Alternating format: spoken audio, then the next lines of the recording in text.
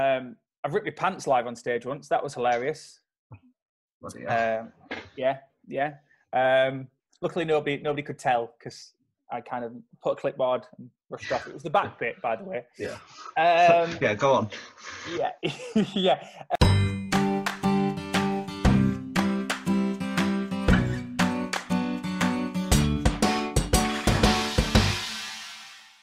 So, hi guys, welcome to another episode of Interval Conversations. I'm so happy to be joined by one of my old friends, Adam Smith. Adam, how are you doing?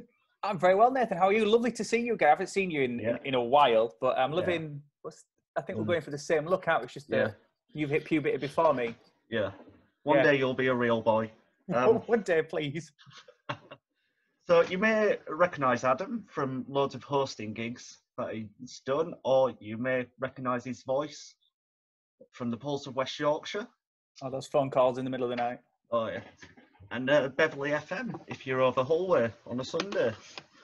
So, Adam, how did you get your start in radio work and hosting? Well, this used to be easier to answer than it is now because obviously it's a long time ago. But my first break into hosting was straight into Nickelodeon. They used to have a studio at the Media Museum in Bradford on the top floor, and they used to do like live link-ins from there onto the obviously Sky Channel at the time. So this was what 1997. Thanks, mate. About a year old. So I was there. I kind of got involved. I think I'd gone for my birthday or something, and I kind of got involved. They pulled me onto the show that they were doing, and then one of the producers and floor managers were like, you've got really good on-screen persona. We really like what you're doing. Would you like to come back and do a screen test? So the day after, I came back, did a screen test, and before you knew it, that was it. I was featured every half an hour for 2 minutes for God knows how long. So it was a good time, and from there it just progressed, and it just got amazing, and I loved it. So between doing that and school and going down to London and everything, it was I was very lucky to get that. Very lucky. Yeah. So moving on from that, how did you land Pulse West Yorkshire after Nickelodeon? Yeah, so after Nickelodeon, that kind of went more networked, and they started doing more American programming. So they kind of didn't need me. So come 2001-ish, I kind of left there, and I got involved funnily enough, in Halifax with a community radio station called Phoenix FM, which is still going. But when I was there, it was the kind of like trial broadcasts. And when I was there, one of the female presenters who I got along with really well was a girl called Jackie Blair, who is now head of programmings and program controller of Pulse 1, as it's now known. Stayed in touch with her. They had a vacancy come up. She put my name forward. I went for an interview, took a demo of my hospital radio show from Radio Calderdale, and got the gig. So that was 2004 that happened. And then, that's a while ago, that, isn't it? Yeah, because I actually remember you being on that. Cause did you remember the photo I sent you on Snapchat?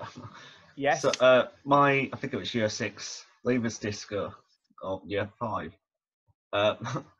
A young-faced Adam came to host the big party, and looking back at the photos, that boy band we had playing, I can't remember who they were. They were no, I can't remember. It's gone from me. I think I'll attach a photo of it because I cannot justify how awful they looked. I assume you're talking about them, not me, because I had questionable fashion sense then. The boy band. But there'll be a photo of Adam as well. Yeah, it was just like Donald Trump orange tanned, then just bright clothes. We've all made mistakes, Nathan. We've all made mistakes. So after that, what did you go do? So Pulse was a highlight of my career. I was there for many years. 2 and a bit. I'll make it sound more. It was 2.5, 3, I think, because I left and went back. It was brilliant to be thrown into such a thing and to have such a good public response. I was a lot of people listened to the evening show, and it allowed us to go out and do stuff like Party in the Parks, Battle of the Bands with a good friend of ours, Anthony, the junior one. Yeah, and it was just incredible. So I did that for a few years, and then I got the bug for radio. So after that, again, down to networking, because people decided to cut down on a lot of money, which is now networks very, radio's very networked now. So I just started going to different stations. Did Peak, did Capital, now then known as Galaxy. Just kind of went around and then ended up on a station in Huddersfield, stayed there for a while, and then, yeah, you kind of, when you're in that industry, you just bounce around, really. You go from gig to gig, and it was brilliant. You got to meet so many people. I've made so many good friends out of it, and it's a good industry. It was a good industry. I don't feel like it's the same anymore, unless you live in London, I guess. But yeah, it was just brilliant. And from there, then all these hosting gigs, like you said, got into do amazing school proms or whatever like that, and it was brilliant. And then from there, you make a lot of contacts, which is what allows you to get involved with charities, gigs like we've done. Like we did the one in Blackpool that you were part of the stage crew backstage with. Still do that every year. We've just done a digital version of that online, which you can get on YouTube, On With The Show, Home Edition, featuring some of the acts. And yeah, it was just amazing. And I was lucky to get that first break and pursue it. Otherwise, who knows? I wouldn't be here now. No. Won't be here talking to me. Exactly, and that's what I want to be doing this. It's Tuesday, isn't it? It's Tuesday. I think no so. Idea. I don't know anymore. So just going back onto, like we were saying, doing virtual shows. You've recently just hosted All-Star Joseph Technicolor Dreamcoat. Yes. Q&A, haven't you? Would you Yeah. like to tell us about that? Of course I would. Yeah, I'd love to. Thank you very much for asking. I think it started, a good friend of mine, Adam Lacey, who I've known for many, many years, and he has worked on many West End shows, Broadway shows, tours the world, and him and a few of his friends decided, let's put together this Joseph All-Star Amazing cast. So there's some great names on there. Rhea Jones, who's a brilliant Welsh songstress, Jenna Lee James, who's just supported Hugh Jackman, Darren Day, who is famous for Big Brother, You Bet, many West End shows. He got them all together and he decided to executive produce. So they're all in their own home, obviously recording bits of the show. It's all being put together right now by the production team and it's due to be aired very, very soon. It's all for charity. And there was just so many names. When I've interviewed them every day doing question and answers that the fans have put forward on their Facebook page /Joseph Concert, they've got such a good fan base. And I didn't realise how big Joseph was. It's had a whole BBC talent show on it. And then, of course, Philip Schofield, Jason Donovan were all part of it. It is the famous musical that was in the Palladium. So it's just phenomenal, some of the people that are in there. And they're giving their time, which usually be so busy doing whatever they do in their showbiz lifestyles. But giving their time and being as a part of this. And it looks phenomenal. Everyone that I've chatted to are so talented. The questions have been quite in depth, which has been interesting. See a few celebrities sweat, but it's fun when they do that. It is. You feel like, I've cracked. I've done a Piers Morgan, and it's just looking so amazing, and I cannot wait to see it all. And I couldn't give you an air date of when it's happening, but it will be all the details on across their social platforms, so social media of Facebook, Twitter, Instagram. So go on there and follow it. But the cast is amazing. The bits that I've heard, I've been getting them singing bits of Joseph in the interviews, and it's phenomenal. I'm so excited. I wish I could be that talented and sing. Same. But so who was your favourite person to interview on that Q&A? In that Q&A, they're all good. They're all good. Jenna was a bit of a flirt, so she was interesting to interview. Darren, I've met Darren many times. You'll know him from the panto scene as well. He's just a legend. So it's always good to chat to Darren. If you can do it whilst asking questions that other people have asked as well, it's fantastic. And Rhea was the first one. I'd say Rhea, actually. Rhea Jones.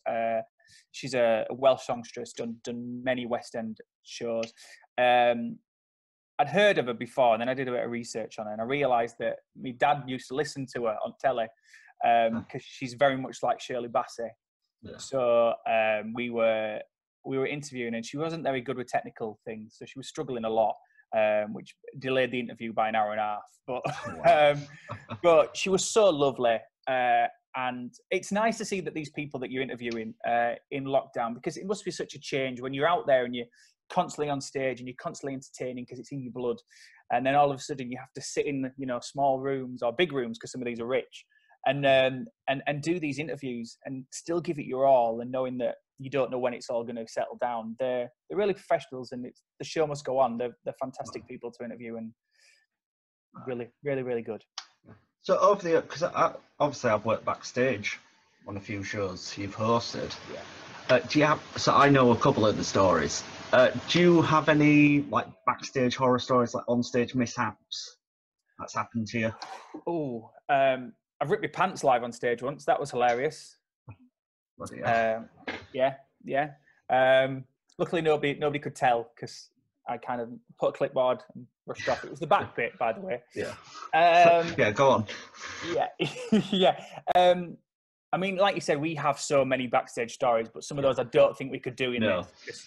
I think one of the good things is the camaraderie that happens backstage when you're there and you've got a good crew and a good cast and just a good team, and you can just, everybody's there for a laugh and it's for charity, so you want to enjoy doing it for some, and then other ones you've got to be quite professional, but still kind of be a little bit cheeky. And luckily, I think you and I, when we're involved in shows, we tend to surround ourselves with mischievous little people, don't we? So that we can get away with stuff.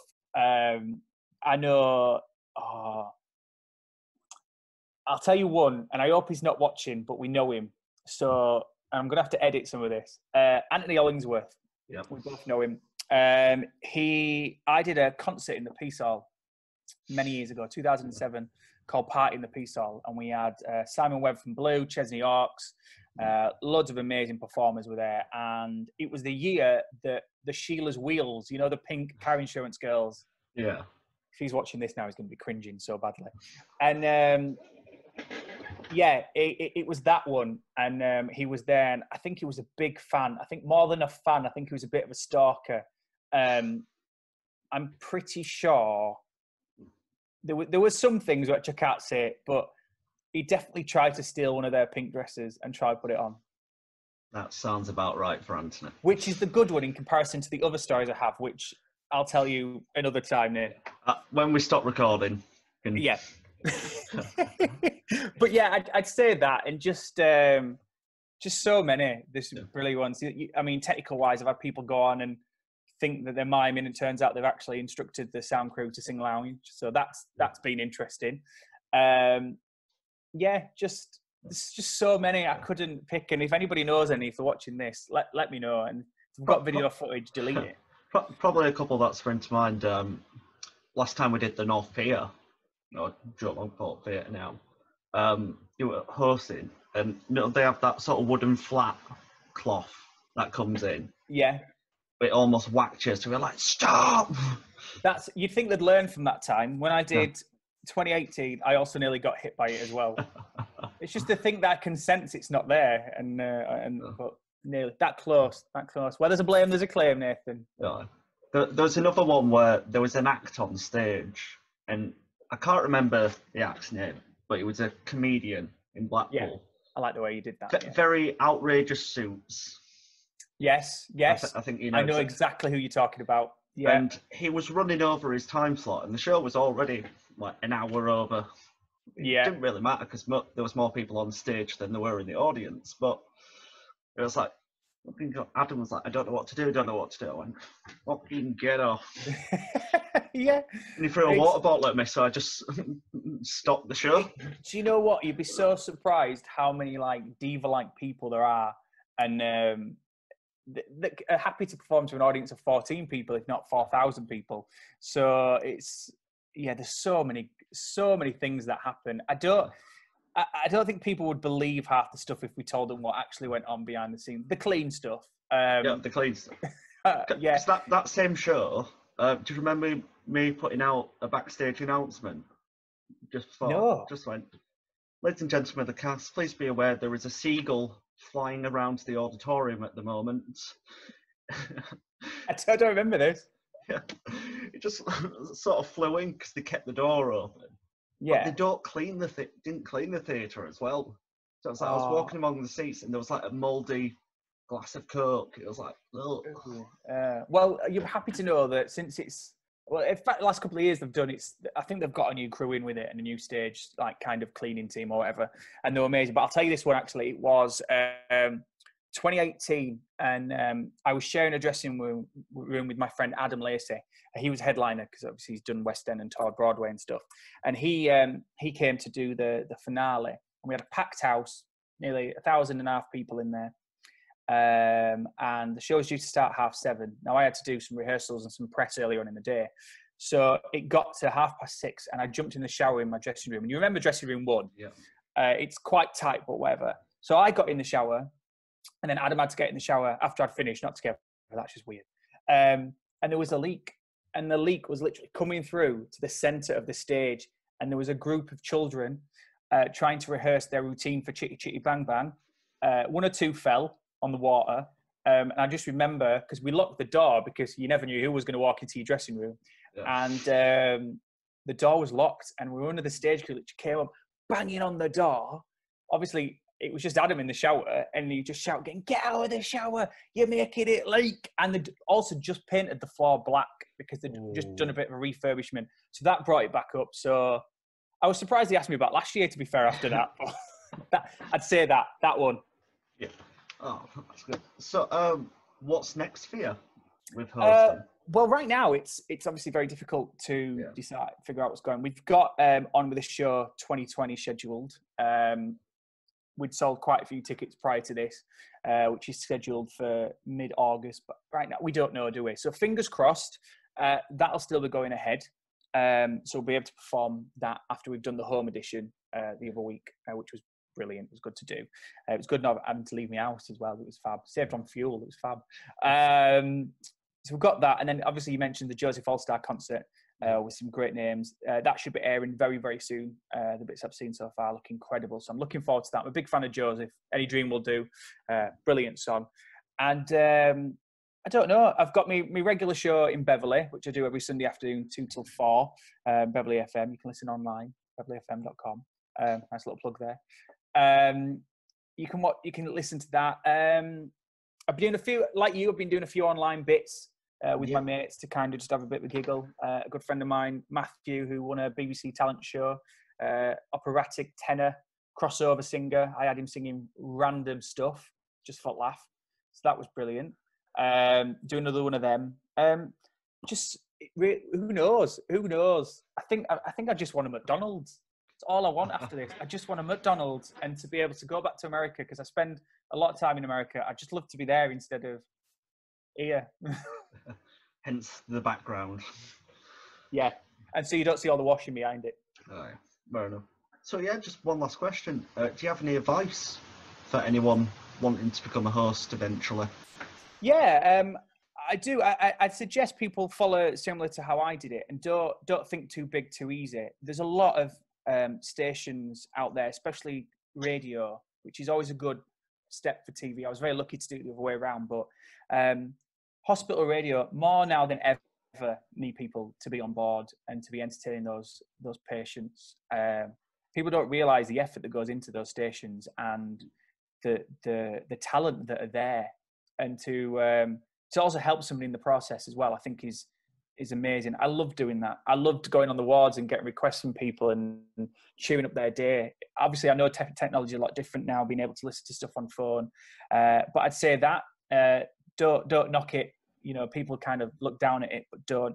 Community stations like Phoenix that started off, which is now a full-time radio station.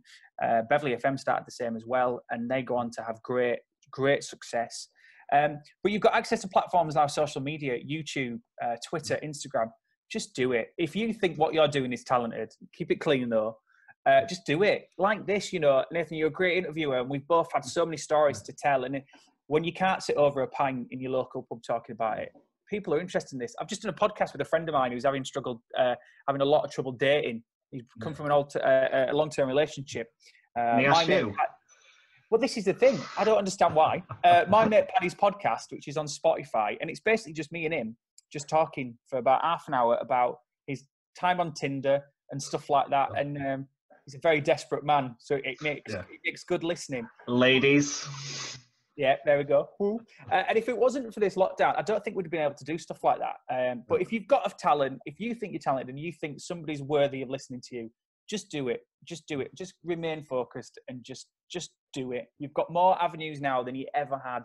Just be you. Just go out and do it. And even if it's stuff like this, you know, to somebody it might not be entertaining, but to somebody this will make their day. Just talking about stories because they'll relate to it. Yeah. Well, that's been some really good advice. Where can everyone find you? Facebook, Twitter? Yeah, the best avenues to follow me on Instagram and Twitter at Adam Kidd Smith. Don't ask. Adam Kidd Smith. Don't ask.